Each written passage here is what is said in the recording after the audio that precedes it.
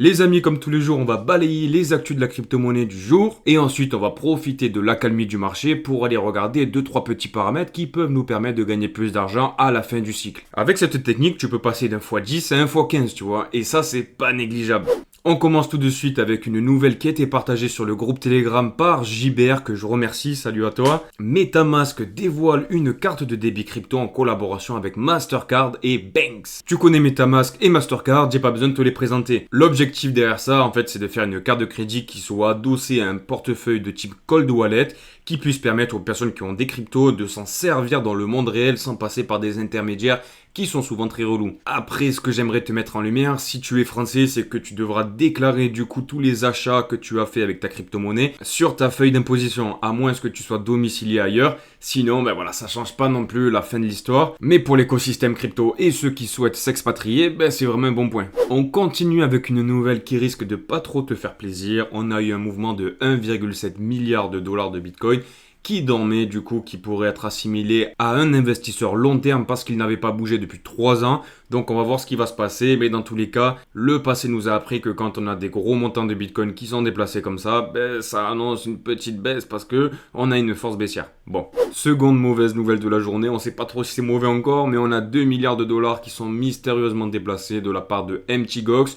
L'espoir renaît pour les créanciers et le désespoir pour les investisseurs. Selon Arkham, cette transaction pourrait être assimilée du coup à un remboursement des personnes qui avaient été lésées. Donc écoute, ça risque de bouger, mais gros, on est dans le bateau, on a vu pire. Ramenez-nous une bombe nucléaire, frérot, vas-y, allez, envoyez tout. Ensuite, mon gros, concernant les BRICS, on a l'Inde et les Émirats qui auraient utilisé la crypto XRP de Ripple pour une transaction pétrolière. Alors là, on est sur de la rumeur pure et dure. Comme tu le sais, les BRICS veulent se dédollariser, ils veulent pas passer par le billet vert des États-Unis. Et des spéculations ont amené sur la table que l'Inde et les Émirats avaient fait de l'échange par la monnaie de Ripple. Donc écoute, on va voir si c'est vrai, mais bon, je sais pas comment ils ont eu cette information, honnêtement. Dans tous les cas, si c'est vérifié, ben franchement, chapeau à Ripple parce que c'est incroyable. La crypto-monnaie, ça prend une place de fou. C'est un prélude de la reconfiguration de l'hégémonie américaine.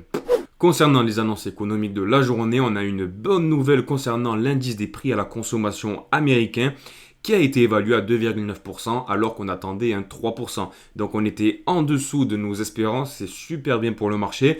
À voir du coup si ça va se refléter sur les prix du Bitcoin et de tous les actifs américains. Pour l'instant, on n'est plus sur un sell the news, on a fait une petite correction aux 59 000, donc on va voir où ça va nous mener tout ça. En parallèle de ça, l'annonce économique à suivre aussi, c'est aujourd'hui 14h30, on a les inscriptions hebdomadaires au chômage, ça peut bouger gros, donc on va regarder ça de près. Ensuite, comme tu le sais, j'aime bien regarder les mouvements, les trades des sénateurs américains, parce qu'ils sont toujours en avance, ils ont des informations avant tout le monde, ils se mettent bien quand même ces coquinous, on l'a vu avec Nancy Pelosi qui s'est fait les couronnes en or avec Nvidia. Et ces derniers temps, c'est plutôt calme. Après, il y a les vacances, donc il n'y a pas beaucoup de personnes qui investissent dans les marchés, qui font des trades. Mais sur le peu de trades que j'ai constaté, ce qui revenait particulièrement, c'est qu'on avait pas mal de personnes qui se désindexaient en fait du marché, qui achetaient des bons du trésor américain. Et aussi, ce que j'ai remarqué, c'est qu'il y a pas mal de sénateurs qui achètent des actions liées à la pharmaceutique, aux entreprises médicales, aux entreprises de médicaments, etc. Comme tu peux le voir avec Baxter International qui a été acheté par Earl Blue Mineral.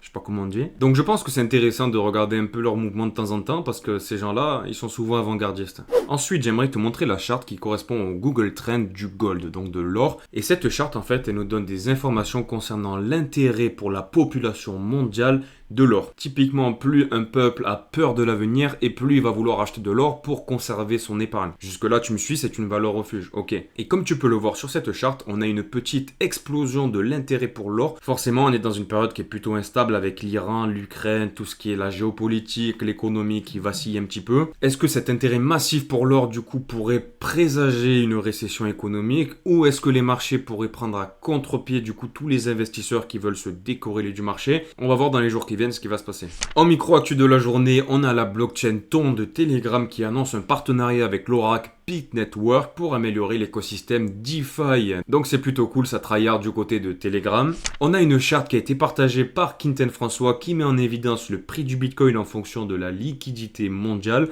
Et on peut voir qu'actuellement, on est dans une tendance plutôt haussière pour la liquidité mondiale. Je te rappelle que la Fed va faire des impressions de 30 milliards par mois à peu près. Donc est-ce que cette liquidité va se déverser en partie sur le Bitcoin? Ben on aimerait tout ça. Et on a Ledger qui s'associe avec la banque Revolut pour permettre aux utilisateurs de la néobanque d'acheter directement de la crypto via l'application Ledger Live. Donc ça c'est super cool aussi en termes d'adoption.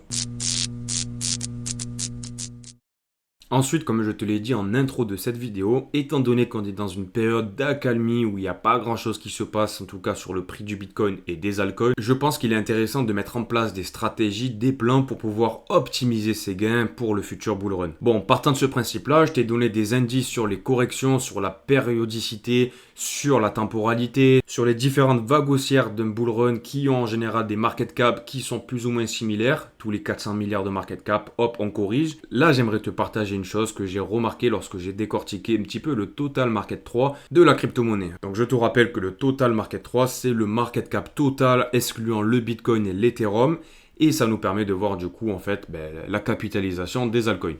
Bon, lors d'un bull run, si tu es placé sur des cryptos de qualité, si tu es dans des bons projets, etc., faire un x10, un x15, peut-être un x20, c'est pas impossible. Comme tu le sais, lorsqu'on a des corrections sur le Bitcoin, et là tu l'as bien vécu en ce moment, lorsque le Bitcoin fait moins 50%, les altcoins peuvent faire même jusqu'à moins 80%, et pour les meilleurs d'entre eux. Et comme tu peux le voir sur cette charte qui représente les altcoins, lorsqu'on atteint un ancien ATH, en général on explose l'ATH, et quelques jours après on corrige directement, parce qu'il y a pas mal de personnes qui prennent des bénéfices, et le marché repart. Bon.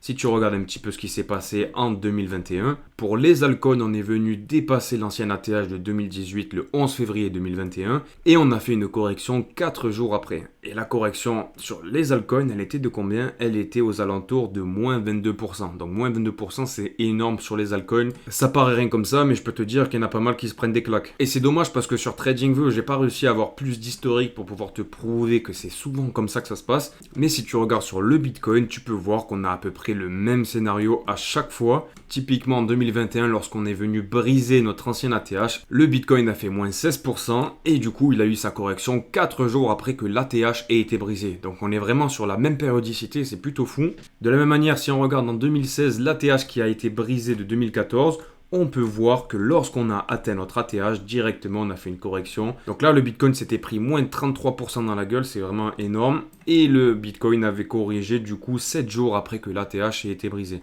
Donc on est à plus 3 jours de ce que je t'ai montré avant sur la périodicité. Mais en général c'est toujours comme ça que ça se passe. En fait on vient briser l'ATH d'un coup pour faire peur à toutes les personnes qui avaient vendu avant.